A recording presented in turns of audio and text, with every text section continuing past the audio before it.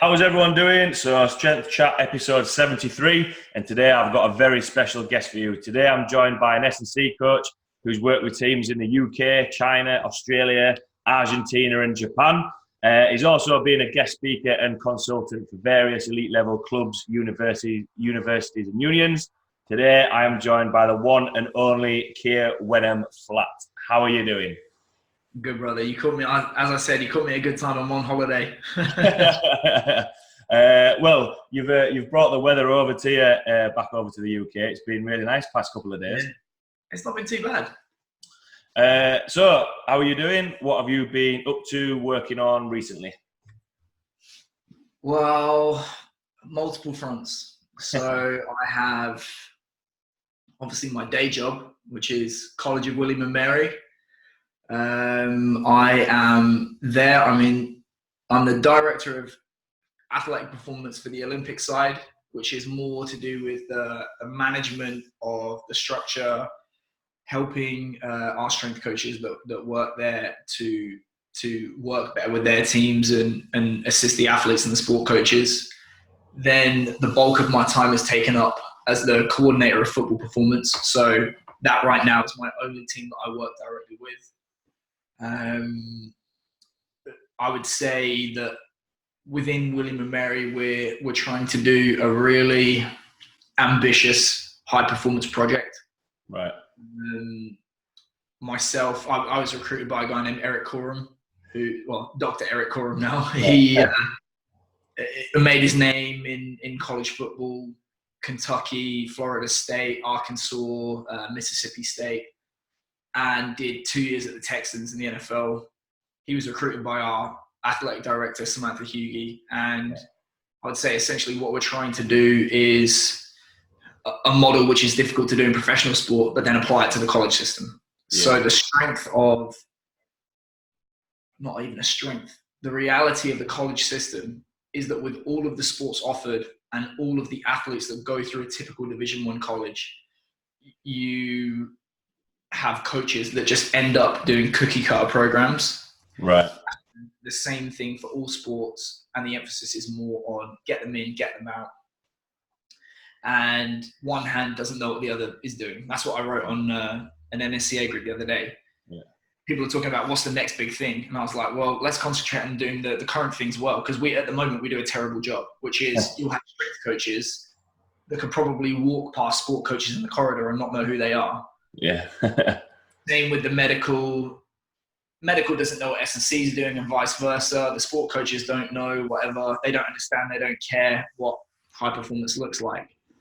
So that's what we're trying to do with that, which is a lot of work, and we can go more into that. And then obviously in the private side of the business, I have rugbystrengthcoach.com, which probably it started as strength conditioning education for rugby players and coaches, and it's just naturally evolved to be more for players. I think, I had an online education platform for coaches called the Rugby Strength Coach Community, and I realized that 50% of our members weren't from rugby. So I've finally taken the hint, and now I also run strengthcoachnetwork.com, which is essentially that, but with a bit of a broader reach and a lot more materials. I merged with Jay DeMayo from Central Virginia Sports Performance. So those are the three things that I'm trying and failing to manage in addition to fatherhood. How is fatherhood going with all that, with everything else being everything else that you're working on? Pretty heavy. I'm very, very lucky. His mom's a beast. She takes on the bulk of it, a lot of it, to try and free me up to concentrate on the strength conditioning stuff. So it's a team effort, but it's been. I was telling my dad the other day, I wish I could have had the focus that he's given me now when I was 21, without having to have a baby at 21. Absolutely, it lights a fire underneath you to get stuff done, which is good. Oh, cool. So obviously working over in the States, how is that different environments that you've worked in before then? They're all different. If you work in, I'm trying to think, if you count China, I've worked in 6 different countries now. and all of the cultures have some similarities, which is good, and all of the cultures have some differences, which can be bad if you don't know if you don't know or you don't choose to navigate it correctly. So let's think. So Japan, they think work cures cancer. They're really, really good at doing what they're told. They don't like to speak up. They don't like to think on the spot. They don't adjust quickly, which, as I've said, is great if you're making phones and cars. It's a little bit different in professional sport, but you still have to try and be able to adjust to that. In America, because it is such a capitalist, competitive culture, there's a tendency to want to push as hard as possible, as often as possible. Right. Which, if you factor in, there's a lot of guys in the NBA and the NFL that have come from poverty, that have got that far with that attitude. It permeates down at every level. That's one thing to consider. I think there's a little bit of an industrialization of sport and athletic performance at all levels of American sport, which can be difficult to navigate. If you speak to guys in the NFL, by the union agreements, they're mandated to not be able to spend huge chunks of the year with their athletes. So they end up having to basically try and placate private trainers to get them to do what they want the guys to be able to do when they arrive. Because otherwise, you might lose an athlete for 3 months to go off do tap dancing on a ladder on a beach in Mexico somewhere. And they come in and break in camp. And all of a sudden it's your fault, not his trainer from 3 months ago. Yeah. Argentina, super laid back, probably not as detail orientated, which, that fit really good with me. I'm big picture. Yeah. I don't worry about the detail too much. My kind of mantra is, you might as well do it sloppily once before refining it again and again to get it right, because I would rather do it sloppily now than perfect 6 months down the line. Yeah. And every time you go through a cycle of doing something, I think you naturally refine it and you get it right, as long as you're paying attention to the process. So I thought that fit pretty well with my mentality. And then just like England, for example, I think in England, what England does at the same time better and worse than America is there's a lot more of a culture of amateurism in English sport than America. Right. So if it's a little bit different as well, because the clubs don't start so young in America, but if it's obvious that you're going to make it, all of the parents, the childs, all of the resources around that athlete is going to go towards becoming professional. Whereas I remember in English professional rugby, we had a kid. Thankfully, he's turned pro now. He plays in the Premiership. But we had a kid who was playing for us at the time, was 18 years old, doing his A-levels, and got the call up to play second team at Wasps. Right. And his school protested and said they wanted him to play on a Wednesday against whoever the fuck it was, just an unimportant school game. Yeah. So there's that pull. You'll have kids in the academy systems. We recorded this. We had a kid, based on all of his sessions, RPE multiplied by duration, he was a private schoolboy at Tonbridge. He was a national level shot putter and discus thrower. He played for Wasps, England, Midlands, whatever it was, all of those different teams, and he had to do PE at school. His training load was double the first team at Wasps at the time, and he was 17. Wow. So that's one thing that's difficult about England, is everybody wants a pound of flesh. Yeah. Oh, especially the private schools. Yeah, interesting, because sometimes you think I had an exchange program and I went over to the University of Victoria in Melbourne, Australia, and I played rugby over there. And I find it quite interesting finding the different cultures compared to one country to another. And I think you can take a lot from each of them. Each place does one thing better than another, and having a good blend of it. Interesting. Well, Australia, best thing about that is the second grade system. So you're going to guarantee all of your boys are going to play every single weekend. You're developing talent every single week. Whereas in England, they're just going to sit on their mum for a year. Yeah, yeah. I did find that really. So I think it's the Jewish Shield that's the one below, sort of like where Melbourne Rebels is. All the players that are sort of on the fringe of that squad, if you like, will play for their local teams. Which was I think I played for. I worked my way up to sort of like second grade, if you like, and there was quite a lot of injuries, and I ended up subbing for first grade. And when you looked at some of the players that were playing like starting, it was like, oh, so yeah, they're actually professionals. Well, I spoke to Tom Tombleson, who's now the England S&C. He and I were in Sydney at the same time. I was at the Roosters, he was at the Waratahs. And he initially came over as a player, and he was playing for, it was either Sydney, Uni, or Randwick in the Shoot Shield, which is the New South Wales equivalent. Yeah. And basically, there was some kind of thing where there were guys coming back from injury, or the Tars had been expected to make the playoffs of Super 15, so they didn't. And he said he put out a game for Sydney Uni, and there was 6 or 7 Super Rugby starters in the team. So it's crazy. Yeah. Interesting. So obviously you've mentioned about the work that you've done with all the different clubs and countries you've worked in, and rugby strength coach as well. For everyone listening who might not know how you got into the position that you're in now and all the other clubs and countries that you've worked in, do you just want to give a little bit of a background to yourself? Like how I became a coach? Yeah. Terrible athlete. No, I'd always wanted, when I was a kid, to be a pro rugby player. And, it dawned on me very, very early on, say 15, 16 years old, not going to make it. Just, I was way too unskillful for the size I am. You can make it at the weight that I'm at now, but you have to be really fast or really skillful, and I'm neither of those things. So I didn't make it.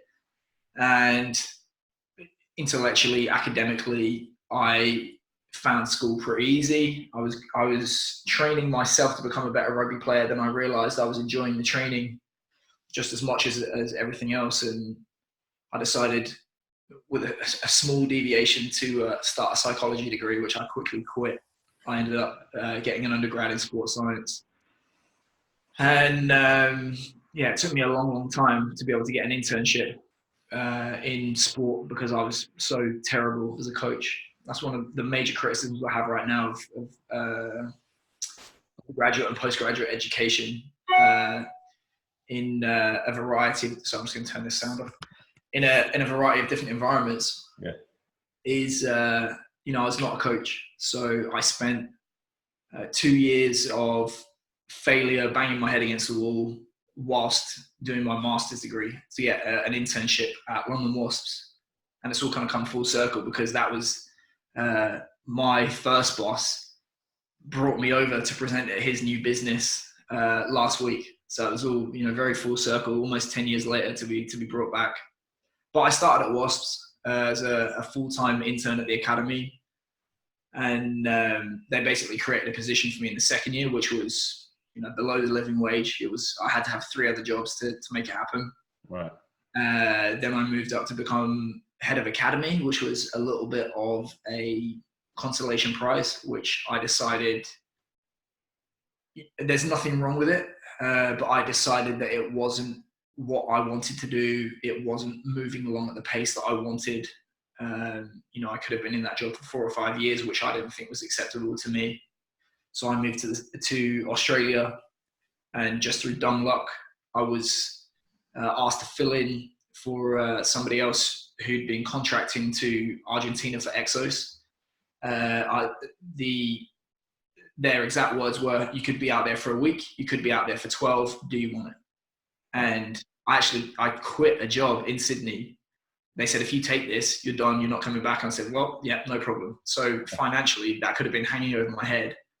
But the mentality for me was, once I've done it, nobody can ever take that away from me. So I did that. Sydney Roosters, who had, funnily enough, not paid any attention to me when I turned up, and introduced myself. When's the next job opening going to be available? I'd like to apply for it. Nothing. They see I've done 3 months in international rugby union. All of a sudden they ask me to apply for the 20s job. They actually had somebody else lined up for it, but I managed to get it, which was very lucky. It didn't work out there, so I resigned after 6 months, which, looking back at the time, it felt like a disaster. It was probably the best thing that ever happened to me, because I got to go back to Argentina on the condition that I stayed through the World Cup, which went well. I was recruited to go to Japan after that. I did 2 years in Japanese rugby union. And about halfway through that contract, I decided that I had enough of rugby for a variety of reasons. And I put things in motion to start again in America, which is where I am now. I did about 8 months at University of Richmond, working with a friend of mine, Jay DeMayo, Scott Brinks. He brought me on there, and it was, with the level of job that they gave me and what they were paying me, it was basically an open agreement of, you're going to be here for not very long. We're going to get everything out of you that we can, and vice versa. Yeah. And Eric asked me to apply for one of the jobs they had available at the College of William and Mary, which is where I am now. Yeah. Oh, nice. So, a little bit of like we chatted before we started the podcast. A lot of traveling around. You've had a good worn path around different areas.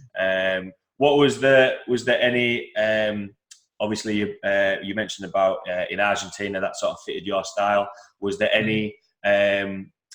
How has that helped you improve as a coach? From all the different areas and countries that you've worked in? Well, I mean, you learn.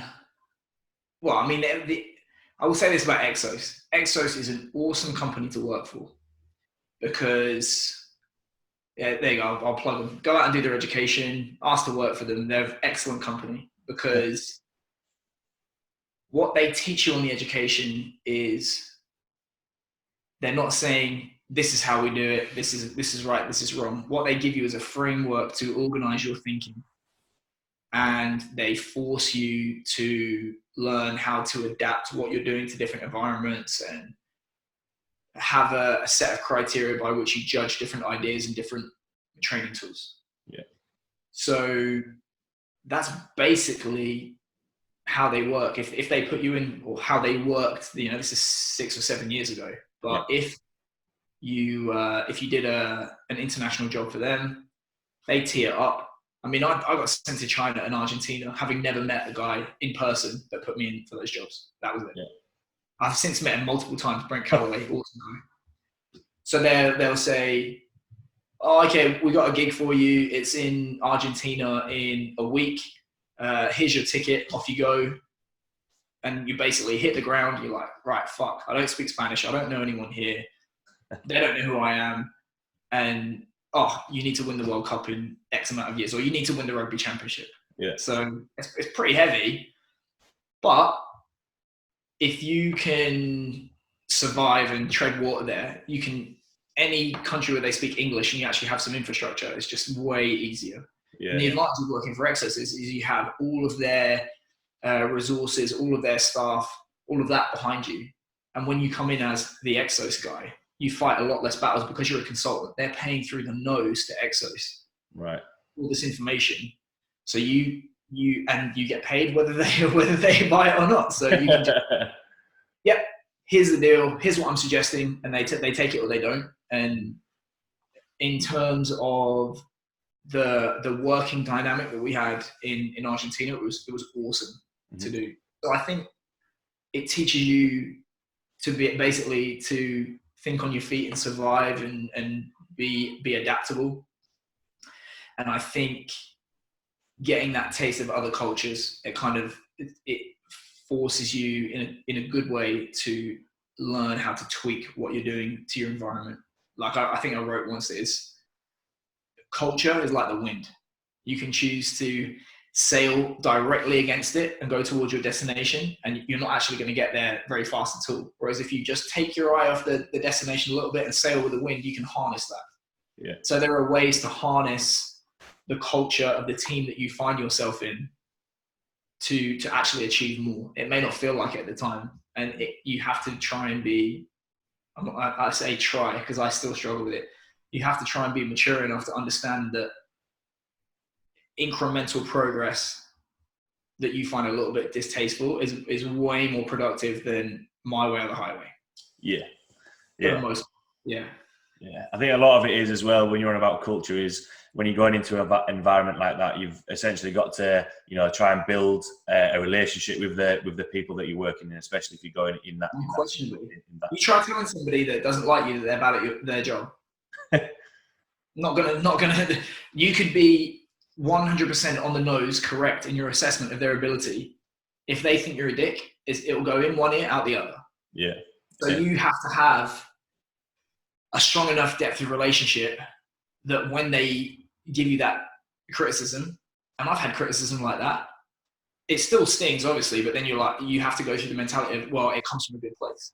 Yeah. And the relationship is foundational to that. Yeah. And as well, when you mentioned in there about, it allows you to think on your feet a little bit. We have interns that come into the gym that I work in, and sometimes, to be able to learn, getting thrown in at the deep end isn't actually always a bad thing. I don't think, I think, that's how you'll learn, and you'll learn from the mistakes and get a little bit better from it. That's what Darren Roberts at Harrison Ross Physios, anyone who comes to visit him, he doesn't tell them, they'll visit him, and then he'll go, oh, right, off you go, coach this guy. So I arrived to go visit him and ended up having to do an impromptu session with an acrobat from Cirque du Soleil, which is interesting. Yeah, it's very good. So obviously chatted there about, you said now that you've started working over in America, and you mentioned about because there are athletes coming from quite a lot of different sports, they can sometimes fall into cookie cutter programs, get them in and get them out. What are your thoughts on when it does actually come to sport specific training? Is it, can you have something are there things underlying that are similar for different sports? And how much difference is there? Well, the caveat to all of this, which is if you read Transfer of Training in Sport by Anatoly Bondarchuk, the lower level of athlete you are with a shorter training history, the more transfer you will see to the competition event from general means. So traditionally, most basketball athletes are allergic to iron and sweat. So you've automatically been given 18 months to 2 years of free money. So you can just train super general, you can train low volume, relatively low frequency, linear progression, and you'll see massive improvements. Yeah. And, informally having spoken to colleagues of mine at numerous schools, you will see an improvement of multiple inches to a basketball player's vertical jump with a basic strength program. So that's one thing to consider. And then you've got other sports that would fit that. Men's and women's soccer, no weight training culture at all. Cross country, golf.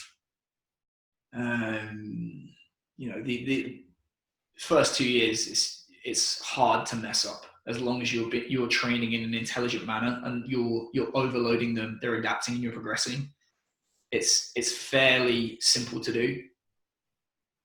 But if you agree with the statement that physical performance in a sport or event is going to be heavily influenced by outputs in a limited number of movements or skills, by definition, you agree that there's such a thing as sport specificity.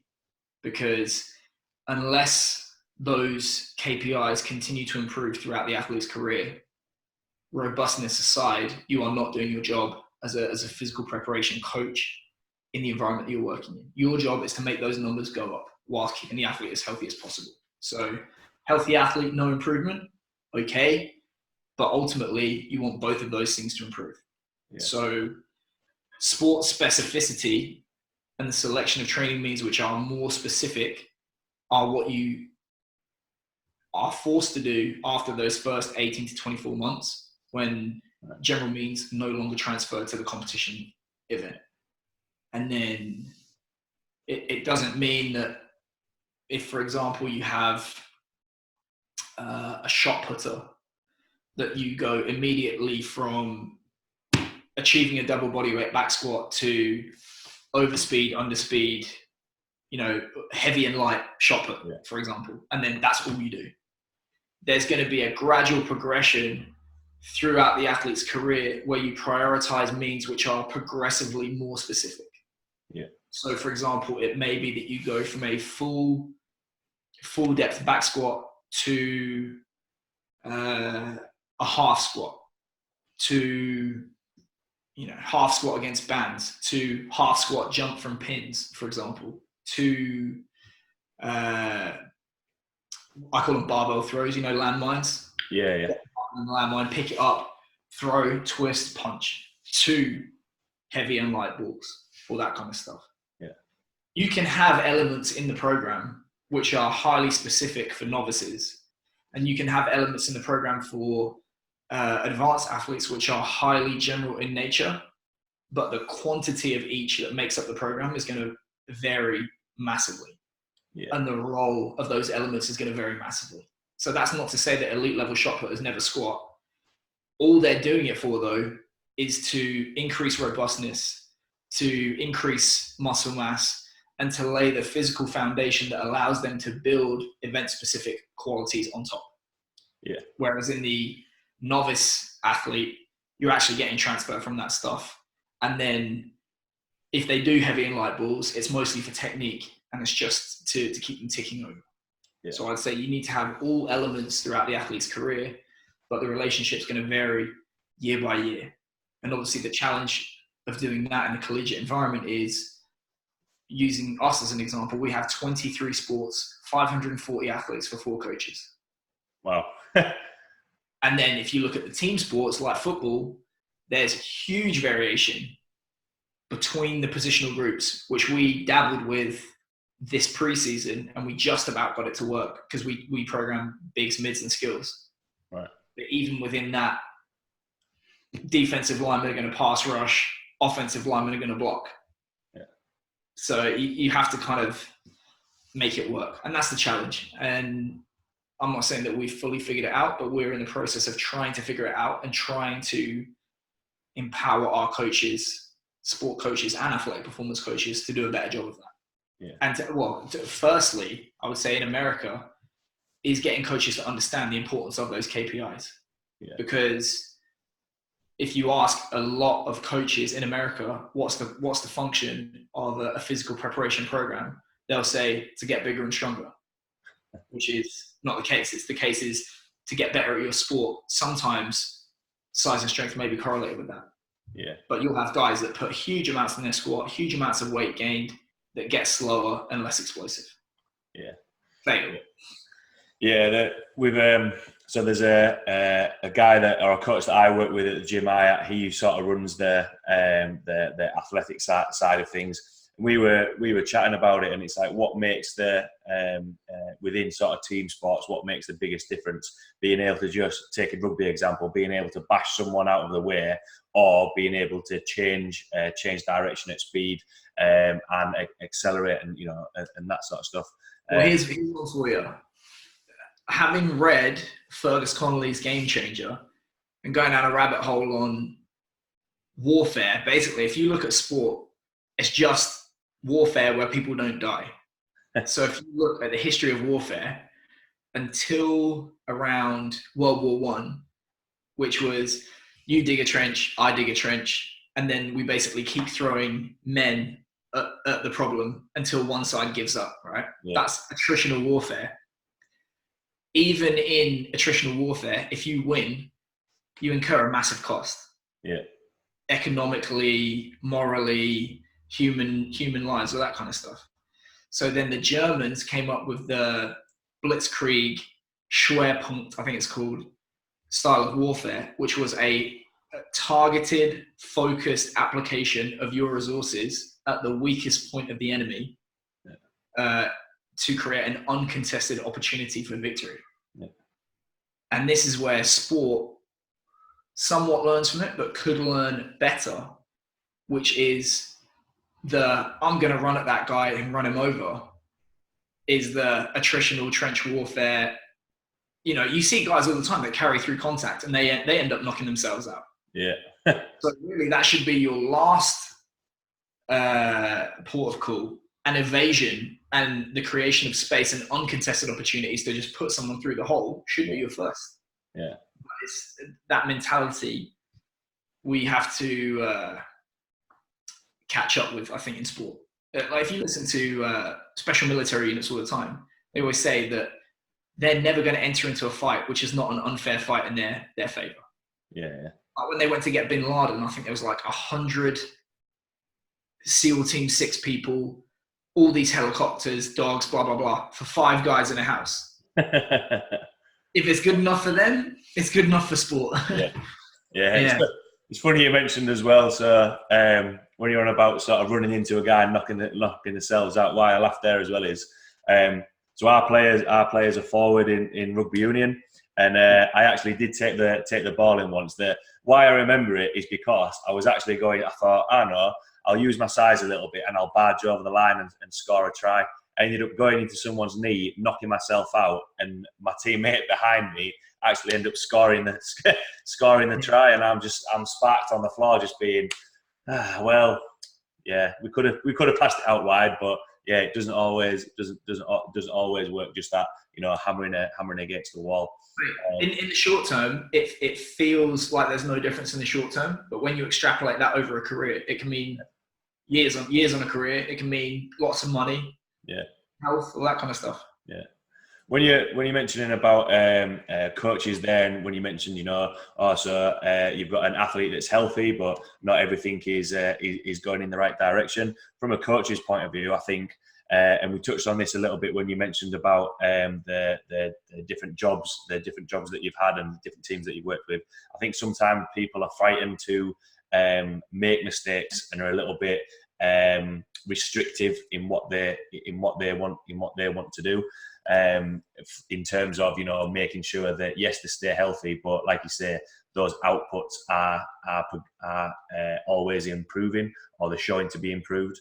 And then from an athlete's point of view, a lot of people that come into the gym who are playing at sort of an amateur level are often asking, so what's different to the elite level athletes? What are they doing differently? And like you mentioned there, sometimes they're not doing anything a lot different. It's just the amount of things that they're doing. It'll be a little different to what the novice and amateur athletes are doing.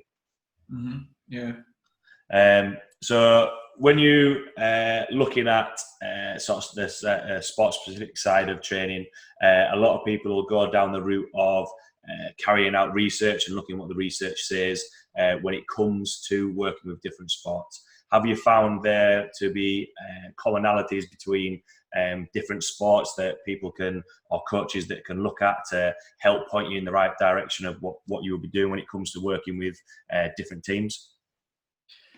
I certainly wouldn't look to the research. If you look at what actually happens in sport, research follows practice. It's not the other way around. Yeah. Research will help give you marginal improvements in what you already typically know to be true, or confirm what you know to be true. And then it will just steer you in the right direction of, if you tweak it like this, you might get a little bit out of it. Or you tweak it like this, you might get a little bit out of it. But the idea that research is ahead of practice is just flawed. So if you look at research from the 1980s, in the 1980s, sports science, medicine still said that steroids didn't work, as an example. Yeah. Meanwhile, the Soviets have got medals coming out of their ears, East Germany, America, all that stuff. If you look at fiber type transition, for example, studies which investigate long, slow duration cardio in high volumes in the complete absence of weight training, blah, blah, blah, blah, blah. You do see fiber type transition. You see a small reduction in cross-sectional area, and you see a small reduction in maximal force production, blah, blah, blah. Yeah. Okay. People will take that research and say, cardio makes you slow, fat, and weak.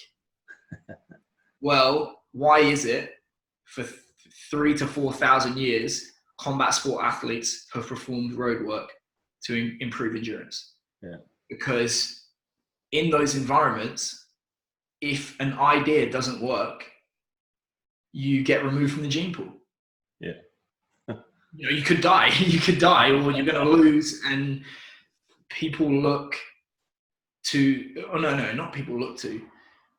As a whole, humans, given enough time, will gradually figure out what works. Yeah. So you've got, let's say, generously, 50 years of sports science saying that they're going to be slow, fat, and weak, versus 3,000 to 4,000 years of skin in the game. Yeah. So that's the issue I take with research a little bit. Not to mention that the timeframes that sports science looks at, they're looking at one thing in isolation without consideration of how it affects all the other variables. Yeah. It's 8 weeks, not 10 plus years, which is a career, all that kind of stuff. The populations are different. It's very, very hard to do. Yeah. So I think what you have to do is, if you want to make £1 million, do not talk to the economics professor or the business studies tutor at the high school. Go and find a small business owner or a stockbroker or whatever, someone who makes £1 million a year, and say, right, tell me what you do. How can I learn what you do and apply it to my own environment? Yeah. And if you look at sport, there's not a lot of them, but there are coaches who make their living achieving outstanding results with athletes that also have one foot in academia, or that are scientifically literate enough to dig deeper and get understanding of why what they do works. Yeah. And that's why the Soviet system was so good, because there was no strength and conditioning coaches in the Soviet system. It wasn't, this guy's a sport coach, this guy's a sports scientist, this guy's a strength coach, this guy's a sports psych. You were just a sport coach. Yeah. So Yuri Verkhoshansky, who's considered the father of specificity or father of plyometrics, was a jumps coach. That was it. He also happened to be a PhD. And that's why his stuff is so applicable and so good, because it's real world tested. Yeah.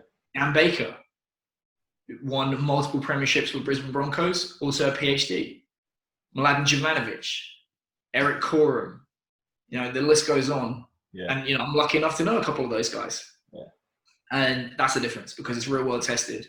Yeah. And the results are backed up with science. And they make their living making athletes better. So when it comes to specificity, again, not to be too Soviet about it, but Verkhoshansky, Bondarchuk, James Smith is probably the smartest coach I know, governing dynamics of coaching. I'd recommend everyone pick that up. But yeah, if you're going to look to try and be sport specific, I would listen to a successful coach that's scientifically literate more than I would listen to an academic first. Yeah, I think why I was quite interested to ask that question of you is that a lot of people will go, especially when you first start getting in and looking at sport, coming from university or college or anything like that. I think people sometimes, I know I did, sometimes you'll go and look at a research journal. You start reading a research journal, and I still don't think I'm 100% clear on reading them properly, because there's so much on there. But as I've sort of tried to develop myself as a coach, it is looking at the coaches that you've mentioned and yourself, looking at what those doing, because ultimately those are the coaches that are being successful in what they're doing, as opposed to research, which is like what you say, which is just focusing on one aspect of it, which is catching up to what these coaches are doing within the real world, if you like. Yeah, I think when you start your career, when you start your academic career, you're just looking for that perfect, peer-reviewed, beautiful design, 8 weeks, interventional, that kind of stuff. And I think once you start earning your living doing it, you actually pay attention more to case studies. Yeah. So Jay DeMayo, I've spoken to him a ton. William Wayland, I met him yesterday for the first time. And his thing is, stop trying to convince everyone on social media that your way is the right way. He said what he's going to do is he's going to open the kimono. I'm just going to put out there what I do. You decide if it's for you or not. Here's what I'm doing. Here's the results. And that's the thing what Jay talks about with the Central Virginia seminar, why it's so good, is what is not useful is when PhDs or researchers or even coaches go up and talk about ideas which aren't being tested in the real world. It's like, oh, here's a literature review of all these different studies, but it doesn't help you. Yeah. He wants you to get up and for 2 hours say, here's what we did. Here's why we think it's relevant. Here's the science. Here's the practical considerations. And here's what the results were. Yeah. More useful to me. Yeah. And it's got a little bit, for me, it's got a little bit more clout behind it because you can see that it's actually worked as opposed to, reading a journal or a paper, whatever it is. It just says, because sometimes they'll come in and be like, oh, there's no significant difference. Or when you actually read it, it says what you've already been doing. When you're looking at yourself and the coaches that you've mentioned, yeah, it does have a lot more clout from it because they're looking at the trophies that they've won or the success of the team, and all that sort of stuff. And significance does not mean impactful. You can have a significant difference that improves your sprint time by 0.0001 seconds. It may be highly significant, like, oh, we're going to guarantee that you're going to improve by this much. But if the effect size is tiny and it comes at a massive cost to the other areas of the program, that's an example of how research is not helpful to global sport management. Yeah. Just on that note then, so stepping more back to the coaching and the real world practices, if you like. Some of it, and focusing on sport specific training, how much does it come down to, and what would you suggest to coaches and people and athletes looking to improve their sport by experimenting with exercises, and how often does sport specific exercises just come through with experimenting? Oh, all the time. That's the only way they arrive. Because if I've spoke about this a week ago at the Lyceum thing, which is, I said you had to be an engineerist. So you have to be an engineer because your job as a strength coach, particularly as a head of department, is to build replicable, repeatable systems that have somewhat predictable outcomes, so that you have structures in place that whatever happens, you have a pretty good idea of how you're going to respond to it, how all the members of the interdisciplinary team are going to work with one another, what you're going to report to the head coach about, what metrics you're going to pay attention to, all that kind of stuff. So head coaches love to work with engineers. The problem is you also have to be an artist. So if you just got beat 50-0 at the weekend, do you think the boys want to hang out and train with an engineer? No. They want a guy that's going to mix it up, let them play a game in the warm-up, give them something different to do, keep them on their toes, create a competition, all that kind of stuff. Yeah. So you have to be an artist for the players and you have to be an engineer for the head coach. Or if you can't do that, you have to have members on the team that fill those roles. But if you have a program that is perfectly engineered, it's never changes, it's boring, it's stagnant, and you never actually expose yourself to just a random events that might give you a good idea. Mm-hmm. If you have a program that is pure artistry, it's basically CrossFit. You chuck shit at the wall, see what sticks. You never know what the thing was that you did different that worked was. Yeah. You never develop any kind of consistency, and you are not going to survive well in the coaching environment when you work with other coaches. Yeah. So you have to have some flexibility in there. You have to be consistent enough that you're going to be able to develop the program incrementally, but you also have to be flexible enough that you expose yourself to those good events. And this is what Nassim Taleb talks about with anti-fragile. He calls it the barbell strategy. So in an investment portfolio, 80% of your investments are going to be on solid, predictable outcomes that you know in 5 years you're probably going to get this amount of return. So for example, treasury bonds, property, all that kind of stuff. And then the remaining 20%, you spread it on wild bets that may pay off.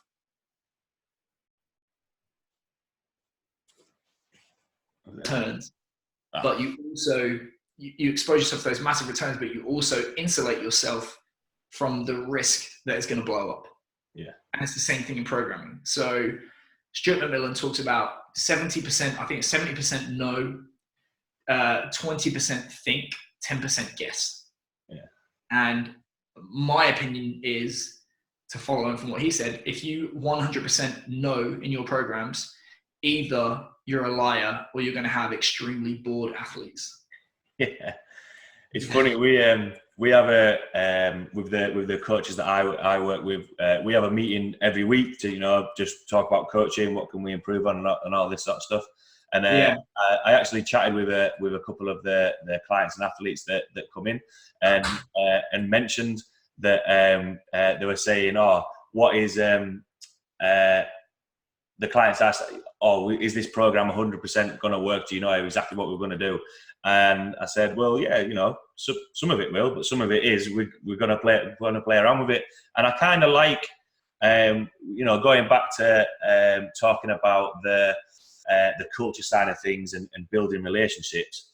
I think that shows a little bit of honesty. I think, yeah, exactly like what you say. You're basically just lying if you say, yeah, this is 100% works. This is exactly what it's going to. The boys can smell bullshit too. If you tell the boys like, this is going to work, they're going to smell it, and two, if it doesn't work, you're going to be exposed. So I'll be honest. I'll just say, here's what I'm trying to do with it. I hope it works. Yeah. So that's the approach I take. Yeah. So you another topic that obviously I sent over before setting up the podcast and touched on it again is sort of off-season and pre-season, and especially in America, they might go over to with private coaches, and then they end up coming back and you've got to either undo, or you're not sure what they've done with the other coaches that they've worked with. In terms of the off-season and pre-season, what are because sometimes people in the off season won't do anything, they'll go on holiday, they'll, just drink plenty of beer, and then, they've got more work to do when it comes to pre-season. What are the differences, and what would you expect from an off season and a pre-season? What are your thoughts on that? Well, performance is going to be comprised of physical, tactical, technical, psychological, intellectual.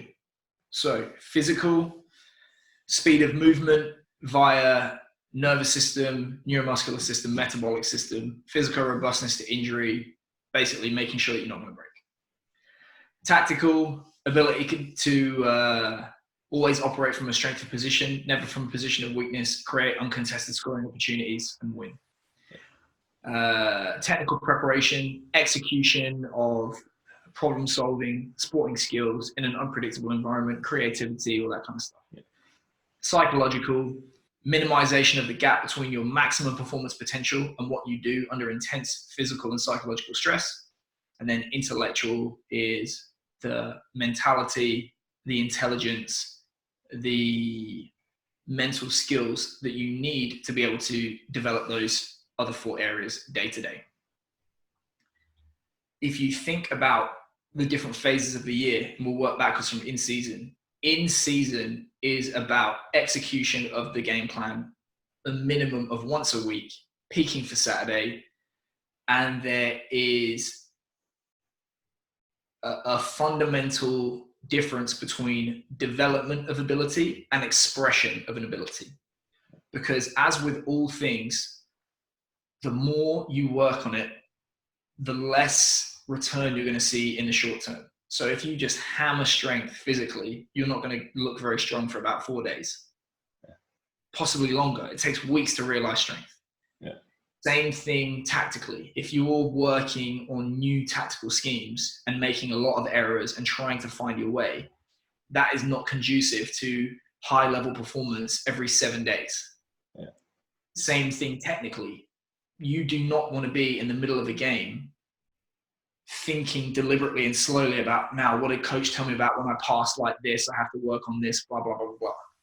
So the slow, deliberate thought process that you have to go through to correct errors and ingrain new technique does not lend itself well to in-season. Yeah. Same thing with psychology. You should just be mentally in a rhythm, have all of the qualities in place, be able to execute, and it should be routine. Routine is fundamental to me to a high-level performance under pressure, because it's like, right, we've been here before, what do we do? Yeah. So if you consider that the in-season is all about readiness and expression of ability, pre-season must be about development of those abilities. Yeah. So you can afford some, but not major drop-offs in certain physical areas to make gains in others. Yeah. So if you do identify, this guy we would like this guy to gain weight. Doesn't need to. We would like this guy to gain weight and strength. Guess what? He's probably not going to be setting any speed records at the time that he does that. Yeah. But you can afford to take that on the chin with a view to the long term. Yeah. Same thing as installing different tactical schemes and concepts. So you have a new coach come in, American football, we say, right, well, we've gone, huddle offense to no huddle offense, up tempo, that kind of stuff. That's massive. Technically, if you have particular skill weaknesses that you need to work on, it's going to be in preseason. You're going to be able to, one, you're going to be able to dedicate a lot more time, energy, and effort to it. And two, it doesn't matter if you're making changes which in the short term affect your ability to perform on the field. And then obviously, psychologically, you give yourself time to sit down with coaches, have those conversations, work on certain things, put yourself in certain situations to develop certain qualities. You can select who you're going to compete and play against to put yourself in those difficult situations. Yeah. And operate a little bit in an environment where preseason losses are not a disaster. Mm-hmm. Where not a disaster, but the losses in season count a lot more than in preseason. Yeah. And then the off season, I would say, particularly for pros that have long seasons, it's about recovery from the in season and making sure that, one, you are doing work which is highly individualized, the most general, the least specific, that most lays the foundation for preseason and in-season, and puts you in a position to have good career longevity. Yeah. So with the pros, once they get towards the later years of their career, where they have a lot of demands on their time, a lot of pressure, the off season is just about the top 2 inches more than anything. Yeah. So you'll take a massive hit, not a massive hit, you'll take a big hit physically if they come back raring to go. I had a player say to me once that whenever he had to get a surgery, it was a relief because he knew he was finally going to get a break. Yeah. That is not good. That guy needs an off season. And funnily enough, he didn't have an off season because he was playing Northern Hemisphere and Southern Hemisphere. So right. Yeah. That's how I would sum it up. Yeah. I like what I took from that is I quite like, I've started using this a little bit more, is Mike Boyle uses the analogy of think of what buckets are full. And I think sometimes everyone thinks that they need to tick every single box. Like what you've mentioned there, if someone wants to, if a coach has said we would like this guy to be a little bit bigger, a little bit stronger, then they're not necessarily going to, like you say, be breaking any speed records or anything. But looking at if they do already have a little bit of pace, you can afford to maybe drop that down a little bit and think about building a little bit of strength. Just in terms of the off season, obviously a key word that I picked out there was recovery and doing something that's completely generalized. What are your thoughts on people doing something, just getting involved in different training modalities, like for example, doing some, not competing in strongman, but sort of something completely different, like carries and that sort of stuff when it comes to the off season? Yeah. Mate, that's the place to put it. If you're doing strongman circuits in season, you need to slap yourself. But If you're going to do it in the off season. Yeah. And I remember I was playing in a touch league in Sydney, and I bumped into one of the Roosters boys, who at the time was probably on $500,000 a year, playing touch with his mates in the local touch league on a Monday night. And I was like, fucking hell. It's like, imagine if the club knew about this. But that guy was playing touch with his mates. He was playing basketball on the court with the other boys. So Yeah. it's going to happen anyway. I think you just have to emphasize to guys what needs to be done and when. Like, I know rugby players that, for example, do jiu-jitsu, or they like to box, stuff like that. What would be the more physical activity is never a bad thing. Yeah. What would be the thoughts on, or what are your thoughts on? Because sometimes, like what you mentioned there, an example is, I'm not sure whether I think it was because he was injured. I don't think it was in an off season, or it might have been in an off season. But Alex Corbiasero went over to he was over at DeFranco's team for a while.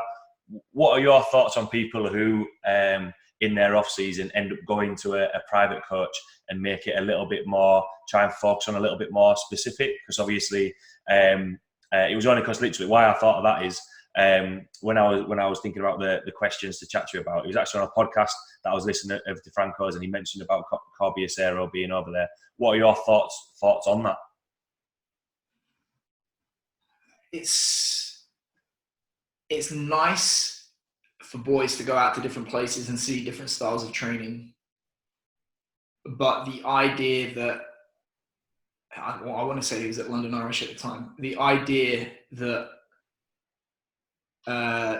as good as he is, DeFranco is going to pick up exactly what Corbiasero needs on 2 weeks of training is unrealistic. Yeah. I think if you have guys that have been with a coach for a number of years, coming up through high school, college, transitioning to the pros, then it can be really, really useful, with the big caveat that the coach is good. Yeah. So DeFranco again, Brian Cushing, he knew Brian Cushing inside out because he was training him at high school. I want to say he went to Bergen Catholic or something like that in Jersey. Trained him all through that. Trained him when he was at USC. Did his off-season and combine prep at DeFranco's. Great example. But the sampling the training buffet of doing this and that, I won't name names, but there's a guy that went over to the NFL from rugby that probably made poor choices with his coach, in my opinion. Right. But luckily for him, it still worked out. But yeah, that would be an example of how not to do it, in my opinion. Yeah. I just find that interesting, because I think sometimes when it does come to the off season and pre-season, again using that bucket analogy, people think they need to tick all the boxes, and as well they feel as though, especially because for example, through Yorkshire Carnegie, a couple of people have got in touch with Matt Cook, who I work with down at the gym that I'm at, coming in wanting to do a little bit of work in there. Is that used to be at Man City Academy? No. So he's actually doing an internship with Jonas down in Loughborough. Yeah, he's doing his internship down there.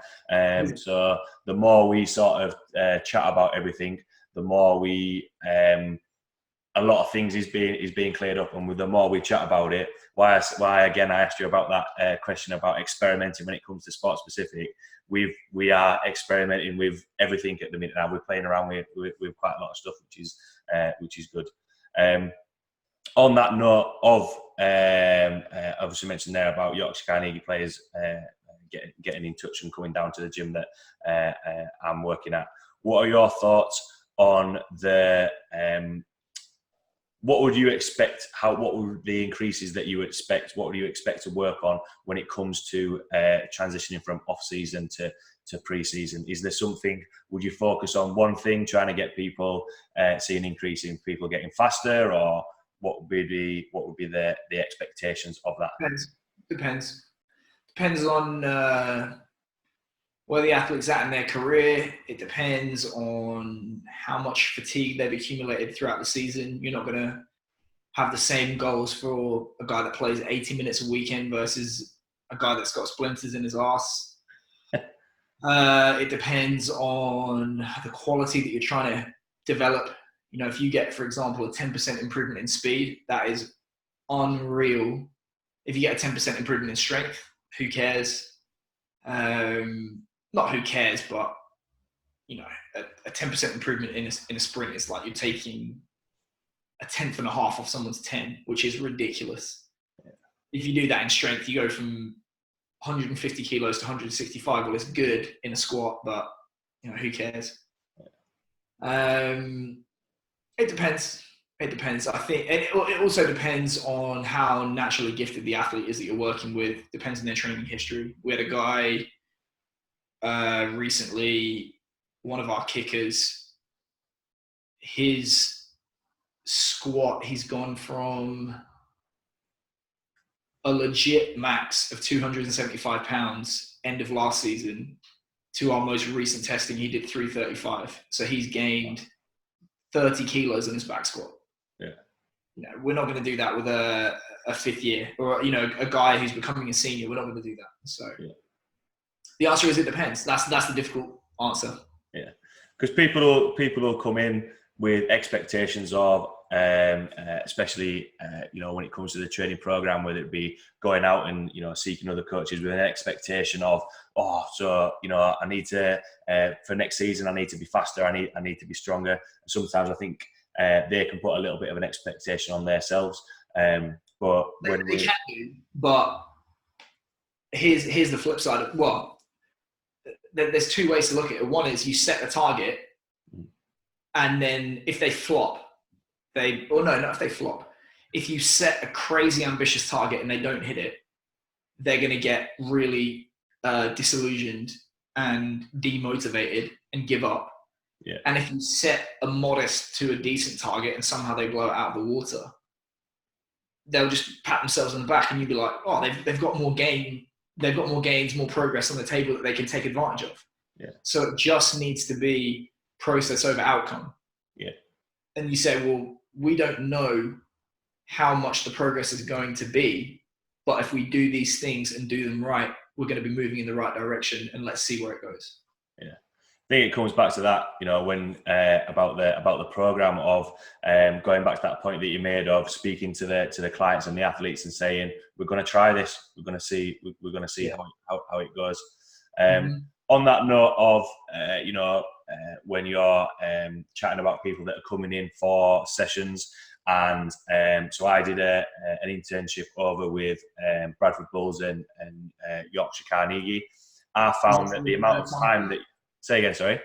Who was that with? So Gary Dempsey was the S&C at Bradford and Carnegie. But I found it working in the gym. I'd been made head coach at the gym, and then trying to wanting to take on more work from there. I didn't get that balance quite right. But what I did find is that the amount of time that they actually get in the gym, sometimes it might be like, right, you've got X amount of time in the gym, then they're going out onto the field.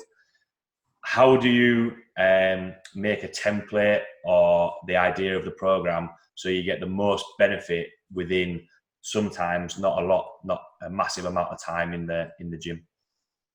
Go read the book Essentialism. Have you read it? I've not read that, no. So this is it. I think he calls it the vicious cycle. When you start out, you're terrible at what you do, so you only do a couple of things, and then you get better at it, and people come to you because you're good at those couple of things. And then they ask you to do more, and because you're a nice guy and you want to do well, you say yes, and you do more and more and more and more, until eventually you get pulled in a million different directions. Yeah. So the solution to that is to do less things, but better. Yeah. So me and my assistant at the moment, all we do is basically fire messages back and forth between one another saying, less but better, less but better, less but better. Every time we have a discussion where we feel we are doing too much, we have to reinforce to one another, less but better. If you could only achieve one or two things in whatever you do, what would it be? And what's the most direct course of action you can take to achieve that? Yeah. So if they say, right, you got 30 minutes in the gym, if you could only achieve one thing in that session to advance you closer towards your ultimate goals as a team, what would it look like? And then how do you do that in the most efficient manner possible? So if you have 30 minutes, all right, we're going to squat. Work up to something like a 5 RM load, do 2 reps in the tank, so do 3 reps. You're going to do 5 sets of that with 3 minutes in between, and you get a warm up in that as well. Then you're going to go onto the field, put your boots on and play. Yeah.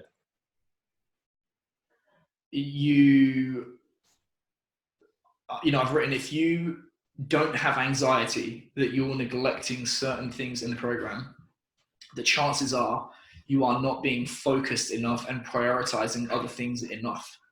Yeah. You should have some anxiety that you're neglecting some stuff. And if you don't, the chances are you're just being average at a bunch of stuff and not excellent at any stuff. Yeah. Yeah. And that's, the same becomes true tactically, technically, and psychologically. Especially in Japan. It's like, we're going to do 5 minutes of this, 5 minutes of this, 5 minutes of this, 5 minutes of this. And it's like, oh, well, we just found out that we suck at 10 different things. Whereas if we pick one thing and we're going to spend an hour and 15 minutes on it, we're going to introduce the concepts. We're going to do it at slow speed, do a variety of different drills, different situations, and how we would apply these concepts.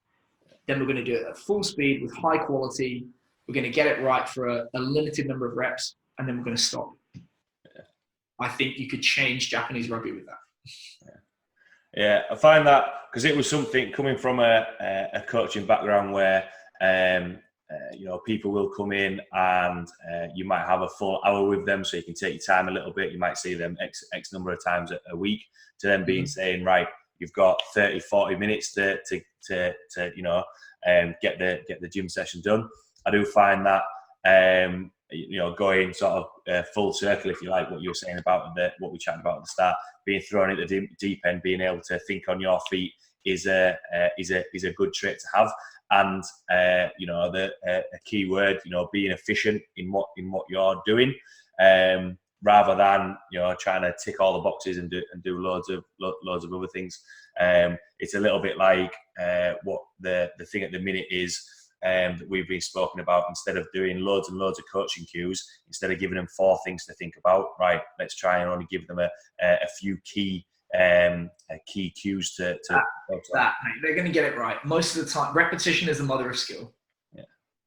Yeah. You might as well just shut your mouth and let them figure it out, and then just guide them. Yeah. I run the powerlifting club on a Mondays and Thursdays, and I think sometimes they get sick of me saying, so how does that feel? Give it a go. You go and do it. Give it a go. Let's practice it. Yeah. I've been looking forward to. Thanks a lot for taking the time to chat with me. I've been looking forward to, since you emailed me back, I've been really looking forward to this. I had my pen in my hand the whole time through this, and I was kind of thinking, do I make notes? Do I lean forward? Or sometimes I forget that. I'm hosting a podcast sometimes. But from all the topics that we've covered today, for everyone listening, whether it be an athlete or a coach, what would be your take-home points or words of wisdom? Go get yourself a inexpensive but high value for money subscription to strengthcoachnetwork.com, which you can try for just $1. Yeah, you said that as though you've been practicing saying that. It's an excellent education platform for coaches. I won't plug it too heavy, but I joke, but it is serious. My goal with that platform is to put the UKSCA out of business. What I want from that platform is what I wished I had when I was coming up as a coach, which is, with the greatest of respect to a lot of the tutors on the UKSCA, they do not make their living at a high level making athletes better. And there's only so many times that I can see high level coaches and athletes be failed for not doing it our way and all this other stuff. So the goal is, with Strength Coach Network is to help coaches build long, productive, secure careers in strength and conditioning through video education from elite coaches that actually make their living at the highest levels, discussion, career advice and support, advice on the financial side, everything, interview prep. Like we've had a number of people now that, come on there, I've got an interview, what do I do? And then they're not getting the job. We've helped guys get interviews, professional networking, all that stuff. So, it's growing, and we're very proud of it. It's interesting you say about the UKCA at uni. When I was at uni, I actually went to a workshop and had read other stuff and had started following other coaches. And I've sort of agree on there is sort of you've got to fit that one method, that one way. And we actually had a couple of interns coming into the gym, and they were of the mind that, I've been told that we have to do it this way, so this is the way we're going to do it. Whereas really, we've got she's actually a full-time member of staff now, but she will question quite a lot of things that we already do, that we think we're doing right. And then actually when we sit down, like I mentioned about the meeting that we have every week, I like the fact that we're being questioned, that it's like, right, is this what we're doing? How can we make Here's an example for you. Right, the other day, I was talking to someone the other day. We hammer into students, you got to squat. The squat is the king of exercises. You must do this, you must do that. That 18-year-old that jumped 880 something from Cuba last year doesn't even squat. He leg presses. What do you think the average UKSCA tutor or accredited coach would have to say about that? I can see their heads just sort of just spinning and exploding. Say no more. Yeah. Anyway. 100%. Thanks a lot for taking the time to chat with me. Obviously, you mentioned about the Rugby Strength Coach Network. In terms of if people want to follow the content that you're putting out there, following obviously you mentioned that you've been over doing a seminar. Where can people find you and the content that you're putting out there as well? Google Rugby Strength Coach. It will come up. Great. 100%. Everyone listening, follow the content put out there. 100% well worth it. Thanks a lot for taking the time to chat with me, Keir. I hope everyone enjoyed that as much as I did, and I will see you all next week.